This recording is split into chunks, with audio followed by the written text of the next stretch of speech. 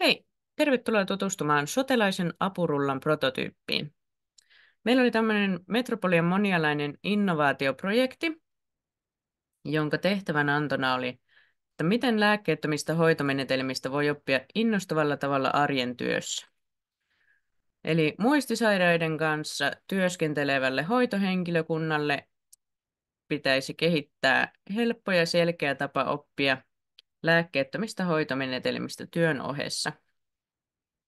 Ja meidän kohderyhmää on hoitajat ja hoiva-avustajat sekä laitoshuoltajat, joiden työ on kiireistä ja kuormittavaa ja ei ole sitten aikaa ja jaksamista erikseen opiskella mitään uusia menetelmiä. Niin pitäisi olla hauskaa ja helppoa oppimista työn ohessa. Ja sitten moni meidän kohderyhmästä on maahanmuuttajia, kielitaito on vielä kehittymässä.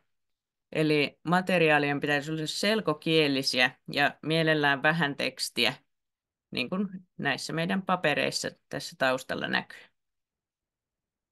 Meidän talouspaperirullan idea lähti runovessapapereista ja jalostui sitten tämmöiseksi talouspaperiarkiksi, jota voi pitää siellä työpaikalla, kahvihuoneessa tai sitten yleisissä tiloissa.